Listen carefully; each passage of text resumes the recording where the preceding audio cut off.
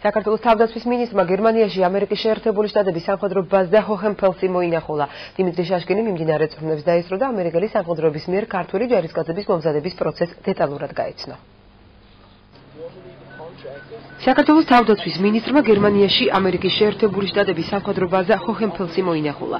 ამერიკის შეერთებული შტატების გაერთიანებულ მრავალეროვან მზადყოფნის ცენტრში ISAF-ის მისიისთვის მესამე ქვეითი ბრიგადის 32 ბატალიონის და პირველი ქვეითი ბრიგადის მე-12 ბატალიონის ქართული სამხედროების მოსამზადებელი წვრთნები მიმდინარეობს. საინტერესო სწავლება მიმდინარეობს ამჟამად ჯეიმარსის სასწავლო ცენტრში, რაც სამომავლოდ დაეხმარება ქვედანაყოფს ავღანეთში დასახული ამოცანის შესასრულებლად. მაქსიმალურად არის მიახლოებული იმ ვითარებასთან, რაც არის ეხლა ამჟამად ავღანეთის რესპუბლიკაში. ძალიან მნიშვნელოვანია ჯარისკაცებისთვის ის პრაქტიკული გამოცდილება, რასაც აქ გადიან.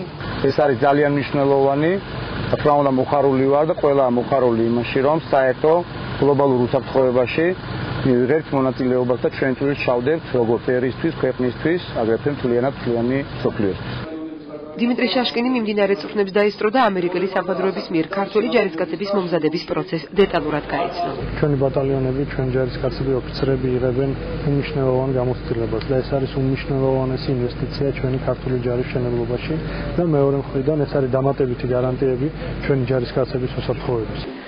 საქართველოს თავდაცვის მინისტრ ჰოჰენფელსის საწვრთნელ ბაზაზე ამერიკის შეერთებული შტატების ევროპის სარდლობის დაგეგმვის პოლიტიკისა და სტრატეგიის დირექტორის მოადგილემ კონტრ-ადმირალმა მარკ მონტგომერიმ უმასპინძლა.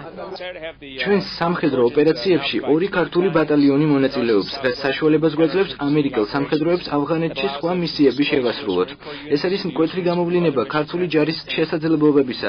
მონაწილეობა მიიღოს ევროატლანტიკურ ალიანსში. ვფიქრობ, რომ ეს ქართულ-ამერიკულ ურთიერთობაში მნიშვნელოვანი ოპერაციაა. ამერიკელმა პარტნიორებმა დიმიტრი შაშკინის და საქართველოს შეიარაღებული ძალების გაერთიანებული შტატების ხელმძღვანელობას ქართული სამხედროების მომზადების პროცესის დეტალური სქემა წარუდგინეს. ქართული ჯარისკაცების სწავლებას 5 თვე საქართველოში და 1 თვე გერმანიაში გადიან. ანტიტერორისტულ ოპერაციებში წვრთნა ათეულის, 20-ეულის და ბატალიონებისთვის ტარდება.